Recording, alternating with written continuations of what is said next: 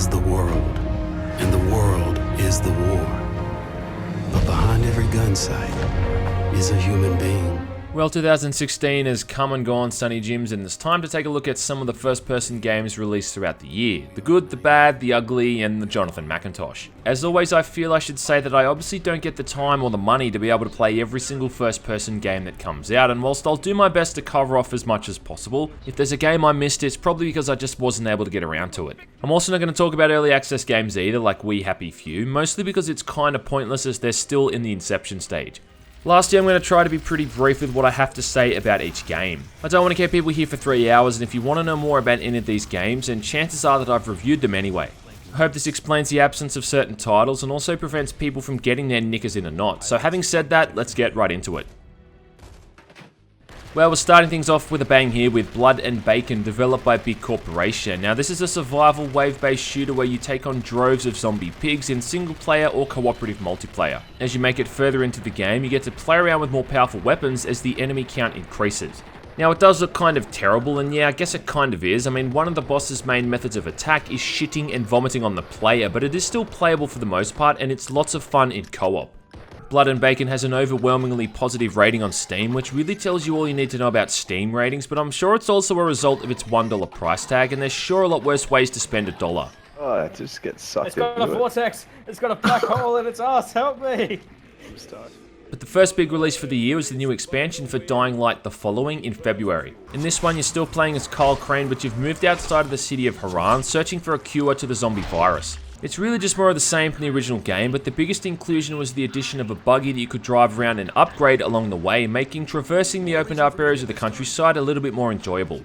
Best of all, you could take your existing character right into the expansion pack with all your upgrades still intact. Overall, not a bad game, and if you dislike Dying Light, then this one might be able to win you over.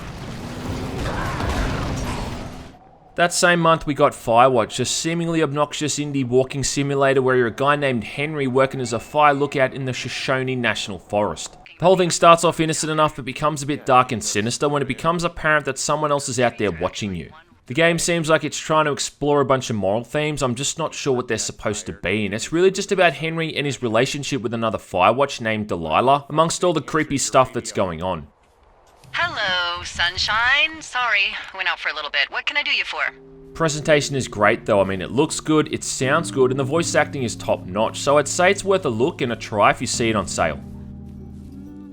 Towards the end of February, we got Layers of Fear, a horror game with a combination of jump scares and some genuinely well constructed atmospheric sequences. In this game, you're an artist suffering from some kind of hallucination as he finishes a painting, with the game hinting towards some dark events that have happened in his life before the story that's unfolding in the game. Layers of Fear doesn't really do anything all that new, but the art style and the creativity with certain sections of the short-lived campaign is really just stunning, and I guarantee there's some things here that you've never seen in a video game before. Definitely worth checking out if it's on sale, as it is quite short, and there's also some DLC released for it recently as well.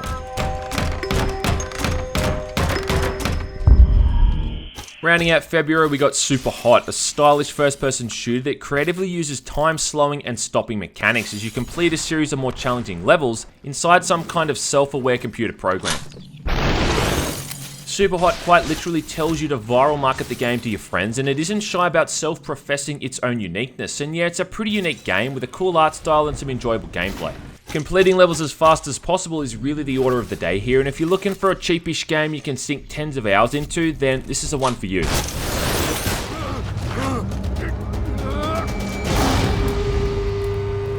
In March, we got Ubisoft's Far Cry Primal, an entry into the series that takes the franchise into an entirely new direction, set in 10,000 BC. In Far Cry Primal, you're a warrior named Takar, returning to the land of Oris to battle a few other warring tribes.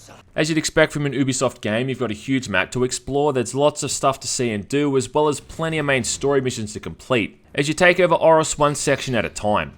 One of the coolest features of the game was Takar's ability to tame animals, even bigger animals like bears and saber-toothed tigers, the latter of which you could actually even ride around, which is as badass as it sounds. Guns and grenades are replaced with spears, longbows and stones, making the shooting require more than just holding down the left mouse button. Definitely the most creative game in the series in the sense of its setting, but not entirely all that different from anything before it otherwise, but still enjoyable and I'd say worth checking out. Now, nothing much really happened across April, but it seemed everything was being kept for May, because in that month we got, of course, the new Doom, we got Overwatch, Battleborn, and Homefront: The Revolution. Battleborn was the first cab off the rank, developed by Gearbox Software, and it seems to be trying to take a few pages out of the Borderlands series with similar gameplay and mechanics, but also trying to compete with the rampaging genre that is MOBAs. Choosing from a staggering 25 different characters to play as, there's both a campaign experience with 8 different chapters and an online battle arena where players can go up against one another. The simple problem is though that no one's playing it anymore. It probably didn't help that the game came out mere weeks before Overwatch, which would ultimately overshadow it and force Battleborn into obscurity. I mean, at the moment of this video, there's an average of 200 or so players on Steam for this game at its absolute peak, which is just horrible. And I guess what kind of hurts the most about it, I think, is that Battleborn is actually quite a fun game to play. It feels very smooth to control, there's a lot of variety between the characters, and the campaign has a lot of charm, feeling like some kind of 90s Saturday morning cartoon. It just had horrible timing with its release date, which is a damn shame. It makes sense to talk about Overwatch after Battleborn, as it's the game that kind of ran Battleborn into dust. Overwatch, however, doesn't offer up any kind of single player experience outside of the training area and is a kind of watered down MOBA, I guess, taking influence from Team Fortress 2 with a bunch of different heroes to play as. I think Blizzard recently said that the peak amount of people playing Overwatch was at one point like 20 million people or something ludicrously high like that, and it's really not hard to see why. The whole thing's really easy to pick up and play and offers up lots of depth and a high skill ceiling for people who invest their time into it. It also has some of the best waifu material for 2016 and really just gaming in general, not to mention the game's colourful art style, visuals and soundtrack. It's one of the more enjoyable multiplayer games I've played all year, and this is coming from someone who generally avoids multiplayer games. And considering they're still releasing free updates for this thing, it's definitely worth a look.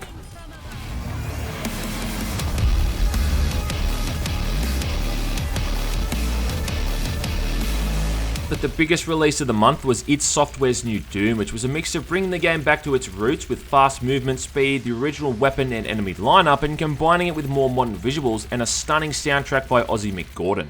Not to mention a well-crafted story that's never shoved into the player's face. I mean, look, I would literally have sex with this game if I could. That's how much I enjoyed playing it. It's not only my game of the year for 2016, but it's just one of the most fun gaming experiences I've had in recent years. In this version, the Doom guy's some kind of demon fighting warrior that's super pissed off all the time and just wants to kill every demon that gets in his way. He hates exposition and he loves big guns, and that's really all you need in an FPS protagonist. Not only was the whole thing fun to play, but it also looked gorgeous as well, with a great variety between all the environments and impressive animations across all the various enemies that the player comes up against. About the only negative thing about the game was the horrible tacked-on multiplayer mode, which was your standard ranked multiplayer component with loadouts, perks and all that other nonsense. I mean, it felt nothing like Doom, and if this mode was old school, then I'm Mickey Mouse. The inclusion of Snap Map mode was supposed to increase the game's longevity, but most of the content created in Snap Map kinda sucks, so here's hoping they release some kind of single player expansion pack to continue on from the game's ending. Either way though, I'd say the campaign is still strong enough to warrant a purchase, and if you must rip and tear, then this is where it's at.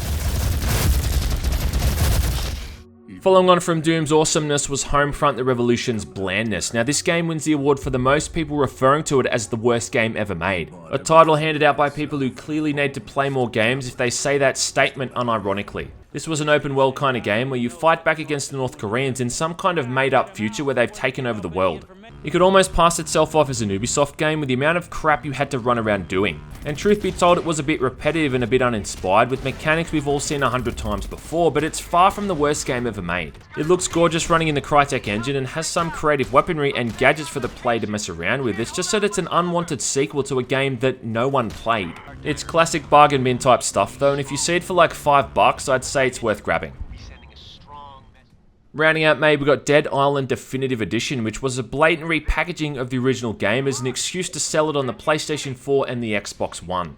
Dead Island is like Dying Light without all the parkour, and it's a pretty boring zombie game where you hit things with sloppily thrown together weapons and marvel at how they break to pieces after being barely used a dozen times. If you've already played the original game, then there's little reason to play this, and it's ultimately just a shameless cash grab with nothing improved from the original game aside from the visuals. About the only objectively good thing about this version is that you get all the DLC thrown in for free, but if you didn't like it before, then chances are you won't like it now. And playing it again for this video reminds me just how horrid the whole thing is. Christ, what did they do to you? There's really big problems here, like the atrocious hit detection, the repetitive gameplay, the horrible escort quests and laughable voice acting, down to the little irritations like the game throwing a bazillion side quests at you and only allowing you to track one quest at a time. I guess Advance is pretty good though, and I really wanted to bone the Asian character that you can play as, but ultimately this one isn't worth your time. I chose the impossible. I chose rapture. On the subject of remasters, later in the year we also got BioShock Remastered, which follows in a similar vein to the Dead Island Definitive Edition, remastering the original games. Again, basically just as a shameless moneymaker to sell an older game on current consoles. Funny thing is though, this edition apparently has even more performance issues than the original, and I'm sure certain sections actually look worse visually than the original games. So look, if you do want to play BioShock, which I do recommend, I'd say just grab the originals. They're cheap as dirt and they run pretty well on modern hardware, making these remasters kinda redundant. In June, we also got another remaster or repackage in the form of Hard Reset Redux, a game originally developed by Flying Wild Hog. However, this one isn't just a graphical update. What this version of Hard Reset does is actually make some changes that do improve the gameplay. The original Hard Reset was a pseudo old school shooter with often extremely unfair and unbalanced enemies, and the Redux version tries to address these issues and improve them, which it kinda does. Mostly just by reducing the amount of health points enemies have and the damage they do. You're also given a dash move, which is taken from Flying Wild Hog's Shadow Warrior games, which does help to make evading enemies a lot easier. Another great thing about this version is you get all the DLC thrown in as well, which extends the original game's short length, so all in all, this one ain't so bad. Towards the end of June, we got Mirror's Edge Catalyst, which is a soft reboot for the original Mirror's Edge, again developed by Dyson, featuring Faith resting bitch-face Connors as a free-running courier in a dystopic city. DICE somehow thought it would be a good idea to remove the linear missions from the first game and introduce an open world mechanic with dozens of side tasks for the player to complete and a forgettable story with unlikable characters. One thing these games have always done well though is capture that sense of speed and exhilaration as you run across rooftops and narrowly avoid plummeting to your death. But the whole thing was plagued with performance issues, laughably bad melee combat, and just as I said, a story centered around unlikable characters with a boring, disinterested protagonist.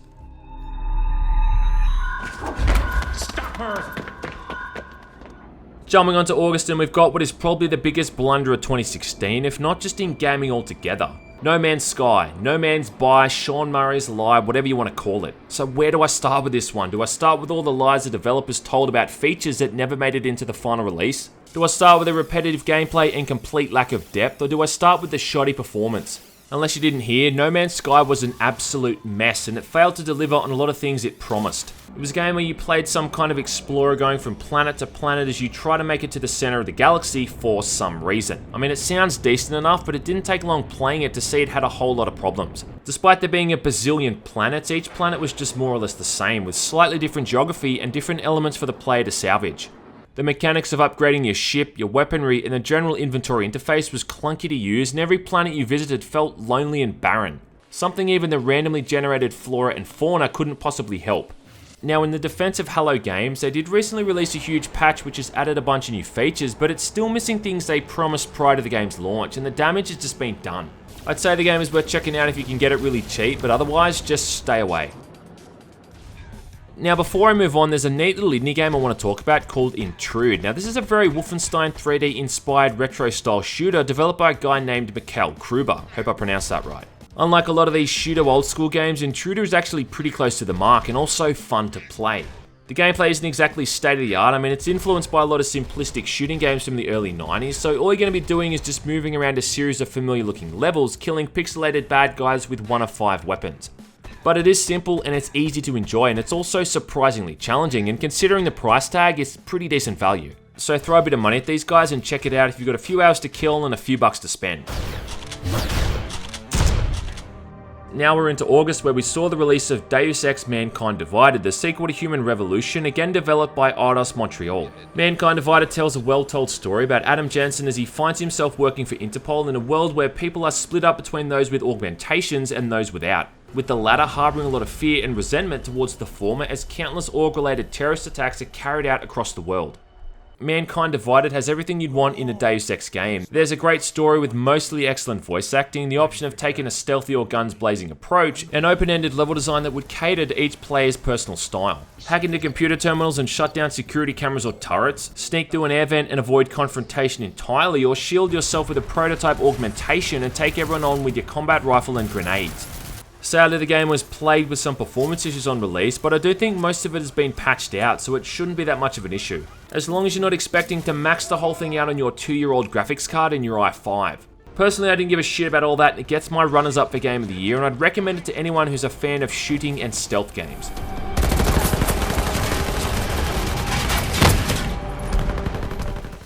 Just quickly before we move on, at the end of August we got the Fallout 4 Nuka World DLC. Now, not really a game per se, but it did breathe a bit of life back into Fallout 4, and as far as DLC goes, there's far worse ones out there. Is it worth buying Fallout 4 to play it? Well, probably not, but if you're looking for a reason to get back into the game, then there's worse ones. In September, we got Galgun Double Peace, which is kinda like House of the Dead with horny Japanese schoolgirls. In this one, you're a high school student mistakenly hit by a super high dose from a Cupid arrow, which leaves you with only 24 hours to find the love of your life or else die a loveless virgin. Whereas most people have the rest of their lives to do that. Anyway, you've got to choose from 3 or 4 different girls and both an angel and a demon in some different storylines. All you really do is go around various locations at the school, pushing back the enamored schoolgirls by hitting them with euphoria, which would cause them to fall to their knees in some kind of orgasmic pose. Each girl had a weak spot that you could target for critical damage, and they also have their own unique body measurements. Overall, it's fun and it's colourful, but the price is just way too steep. It's around $40 on Steam at the moment, which wouldn't really matter if it wasn't for the fact that the whole thing can be finished in under 2 hours. It can be played with one hand though, so it's got that going for it, but it's just not worth it at that price point, not by a long shot. Also that month we got a poor man's Overwatch in the form of the beta release for Paladins. This was a pretty blatant Overwatch ripoff in a lot of ways, from the UI and controls through to the heroes, or champions as they're called in the game. Most of the playable champions you could compare to characters from Overwatch. I mean, Fernando was Reinhardt for instance, Victor was Soldier 76, Cassie was Hanzo, and so on. They not only looked similar visually, but also had similar abilities. What's neat about Paladin is its loadout system, where you can really customize your character's abilities and skills, and the fact you actually earn more XP for playing your champion the way it's meant to be played. So you earn more XP as a frontline character by standing on objectives, whereas the DPS characters earn more XP for making kills. Even in beta form, it's really fun to play, and if you feel like forking out 20 or so bucks, you can get all of the champions unlocked from the get-go.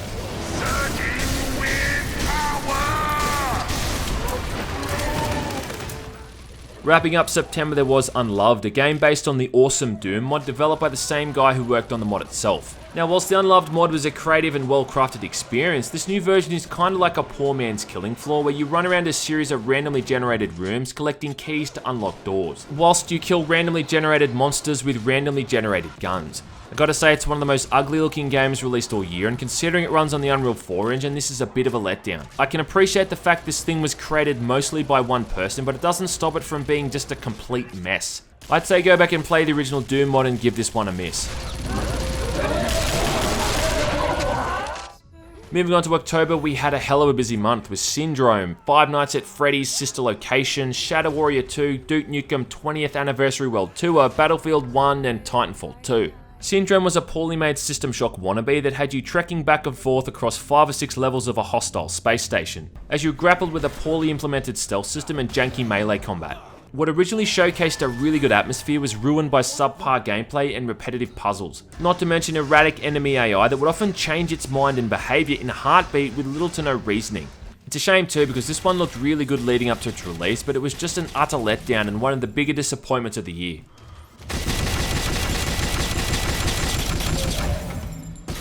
Sister Location is the latest entry in the Five Nights at Freddy's franchise, which is almost becoming a yearly occurrence now, and something I'm sure is going to be putting Scott Cawthon's kids through college at some point. If you're anyway familiar with these games, then you know what to expect. You play from a pseudo first-person perspective, micromanaging a bunch of elements as the timer ticks down before you move on to the next night. How Sister Location differed though was that it was more like an actual campaign instead of just sitting in the same spot for the entire 5 nights. So there's nights where you may have to crawl across a pitch black room, avoiding a dancing animatronic before resetting the power for the building. Then the next night you're running through another pitch black room using a photos flash to stun and also determine the position of Funtime Foxy. It's actually the most creative entry in the series to date, but it's still suffering from those obnoxious jump scares and a complete lack of any kind of option screen. Also, the last couple of nights were just down to blind luck and RNG, but then again, the whole series has been like that from pretty much day one.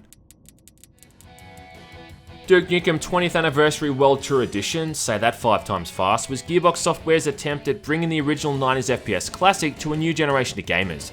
However, it lacked all the expansion packs that were originally on offer in the vastly superior Megaton Edition, which was pulled from shelves, or digital stores if you will. It does, however, come with an entirely new 5th episode designed by folks who worked in the original games, which is utterly awesome and should be played by anyone who calls themselves an FPS fan. Price-wise though, I think this one's a bit too high and it doesn't really offer up all that much value if you've already played and finished the games before. It also has a few sound issues and some of the new voice acting was a little bit hit and miss. Groovy. Overall, not a horrible purchase, but definitely aimed more at first timers than seasoned Duke Nukem veterans, and all in all, it's bargain bin type stuff at best. In mid-October, we got Shadow Warrior 2, the sequel to the Shadow Warrior reboot from 2014, developed by Flying Wildhog. Again starring Lo Wang, who it seems has to try to be funny with every single line of dialogue, it's again a gorgeous, violent game where you cut up demons, Yakuza, and pretty much anything else that gets in your way. With fluid controls, great performance, and a lengthy campaign, it was only hindered by the return of bullet sponge enemies and a downright horrible loot system which wasn't helped by a confusing to navigate inventory screen. The co-op mode was shoddy as well, with no way to communicate to someone in-game and really sloppy netcode. Flying Wildhog released a few patches shortly after the game's release, which was supposed to address some of the balancing issues in the game, but all this really did was make things even worse. And their additions to the skill system literally caused people to lose skill points they'd already earned. The inclusion of the more difficult New Game Plus modes highlighted some of the problems surrounding the balancing with certain enemy types, but if you spend enough time with the loot system, crafting gear to suit your own playstyle, it was an okay game to play. It's just the whole thing felt so mediocre. I'd say it's worth playing with a friend though if you can get together on Steam or Discord, and the price is definitely right for the value you're getting, so it's probably worth taking a look at, just don't expect any kind of masterpiece. Battlefield 1 is the latest entry in the Battlefield series, whereas Infinite Warfare goes into the future, Battlefield has gone into the past, set during the First World War. Now, I've never been a big fan of these games, and I think this one in particular is one of the most overrated games I've played all year. But I can give credit where credit is due, and Battlefield 1 sure has to be one of the most visceral and visually stunning war games of 2016, with superb visuals and great sound design. It also does a really good job of hammering the fact into our heads that black people were in the First World War. Yes, we get it, DICE. Black people were soldiers in the First World War. Thank you. Single player is made up of a bunch of episodes called War Stories, where you play a short-lived campaign as one of several characters, which often finishes before you've even had time to become emotionally invested. Despite this opening with a prologue that really makes you feel like a part of a bigger picture, most of these stories have you taking on the entire opposition by yourself like a one-man army. Multiplayer though is on a whole nother level, with large scale battles as up to 64 people battle it out for control over a bunch of different maps. It's really fun driving around in tanks, gunning people down, or even just running up to an objective with a dozen people at once. I'm really impressed by the sheer technology of the whole thing as well. I mean, the amount of stuff going on at once combined with the way it just runs like greased lightning is really impressive. But the whole thing's only really worth buying for the multiplayer mode. The campaign is very well scripted, but a lot of the stories are literally over in less than an hour. If you're happy to spend the foreseeable future in the multiplayer mode, then the game is worth grabbing, I guess, but otherwise, there's bigger fish to fry. Finishing up October, we got Titanfall 2, which actually surprised a lot of people with its inventive campaign, despite the cookie-cutter multiplayer mode we were all expecting and ultimately got. It's not uncommon to hear people talking about this game's campaign, and the reason for that is that it really was as enjoyable and creative as people make it out to be. Featuring a good variety between sections on foot and sections inside your Titan, it also had some well-constructed platforming segments and a sequence involving a time-traveling device that totally came out of left field. Not to mention the protagonist Titan, affectionately named BT, turned out to be one of the more likable side characters in any game I'd played all year. Outside of the campaign, there was the expected though still functional and enjoyable multiplayer mode, which aimed to streamline and kind of simplify a few things regarding the customization of pilots and Titan builds. Again, like Battlefield 1, this is probably where most people will be spending their time, because as good as the campaign is, it's over in 2 to 3 hours, and the longevity of the game will come from the time spent in this mode, which is going to really differ between gamers. As I said earlier, this game suffered from poor timing, being released just after Battlefield 1, which ultimately made Titanfall 2 its bitch, but just like Battlefield 1, it's a decent game worth investing some time into if you're into the multiplayer mode. In late October, there was a game no one probably heard of called Killing Room, and there's a good reason for that, because it's utterly atrocious. In this one, you're in some kind of futuristic game show, vying for audience approval by turning down assistance from health kits and armor pickups as you move through 8 floors of randomly generated rooms. Each room is cluttered with discarded pieces of furniture and bear traps that lock you into place as it spawns a bunch of enemies on your entry. Enemies are things like floating babies' heads with mohawks that have carving knives on their ears, and various other floating head variants that shows off how lazy the animators are. A level set in a morgue has evil snowmen as enemies. I mean, makes sense, right? I really hate procedurally generated games, and that's Killing Room to a T. It relies solely on luck at times for how well you'll do. Visually, it looks like a game made for the PlayStation 3, and it plays like an unpolished early access turd.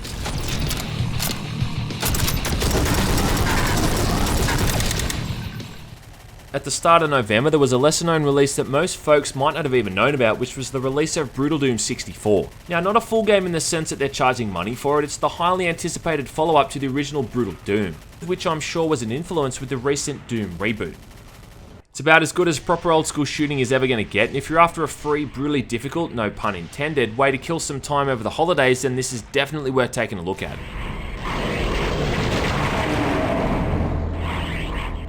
The big dogs of the month though were Call of Duty Infinite Warfare and Dishonored 2. Infinite Warfare got an unprecedented amount of hate leading up to its release for reasons I can't even really comprehend, and truth be told, it really is just Call of Duty 2016 edition, but it's still a half decent game with a polished single player campaign and a time-sinking multiplayer mode. With superb voice acting, some actually likeable characters, and amazing visuals, it actually ended up being one of the better games in the series. Good kill, good kill. The multiplayer mode, however, suffered from the expected lag compensation and shithouse matchmaking, but for folks who want to get invested in it and get their money's worth, it certainly delivered on that front. Far from the best game in the series, but also far from the worst. It definitely didn't deserve all the negativity it got, and is worth playing if you can get it on sale. Arrest Emily Caldwin and her father for the Crown Killer murder. Now with Dishonored 2, this was another big disappointment for me. I'm a huge fan of the first game, having finished it countless times, so going into Dishonored 2, I kinda hoped for more of the same. But the game suffered from severe performance problems that made it almost unplayable on PC, and it also just rehashed gameplay that did nothing to improve the problems from the first game. On a positive note, you're given the option to play as 2 characters in this one, either Emily or Corvo, with Emily's campaign being significantly easier due to some of her overpowered abilities. Playing as Corvo may be derivative of the first game, but it does add a bit more replayability and also give a bit of contrast between each character. When it has its moments, it's some of the best stealth action you're going to get, but it had far too many problems which just can't be overlooked, and I'm not even sure I'd recommend it in its current state. They are working on patching out a lot of the bugs though, so keep an eye on it a few months down the track. Finishing up November, Killing Floor 2 was finally brought out early access and given its full release for PC and consoles. In case you've never played these games, they're all about teaming up with a bunch of people and killing waves and waves of zombies as you slowly earn cash to buy bigger and better guns, whilst leveling up one of 10 perks, all of which specialise in different weapon types. Killing Floor 2 is one of the goriest games released all year, even giving Doom a run for its money. I mean, you can literally cover an entire map with blood if you're so inclined. And when you're in those last few waves before the end of a map, taking on dozens and dozens of Zeds at once, it's really good fun. It looks good, it sounds good, and it runs amazingly well, so all in all, it's a great game and definitely worth checking out, as long as you don't get upset over cosmetic microtransactions. One of the last notable games for the year was Space Hulk Deathwing, a Left 4 Dead style shooter set in the Warhammer 40k universe where you played as a Dark Angel librarian sent into a Gene Stealer infested Space Hulk with a couple of Terminators as backup. Space Hulk has a fantastic atmosphere and is very accurate to the source material. Weapons and the various powers of the librarian are fun to use, and it's violent and gory as all hell. Sadly though, it runs like absolute crap, and the multiplayer mode is full of bugs and errors, making it almost unplayable for some folks. It also lacks any real kind of pacing, as for most of the campaign you're constantly under the attack by the Gene Stealers, so there's no real chance to feel any sense of tension or suspense. It's a decent enough game for what it is and its price tag, but definitely a bit of a letdown for people who might have been hoping for a more polished experience. Anyway, thanks for watching my retrospective on the first-person games of 2016. Again, I'd like to thank everyone for supporting the channel as always, and like 2015, 2016 has been another great year. In this time, I've more than doubled my subscriber base. We've got the Discord server set up, which is pure lunacy, and there's also a bunch of awesome people helping me out on my Patreon as well. But let me close by wishing everyone a Merry Christmas, a Happy New Year, and all that shit. See you in 2017.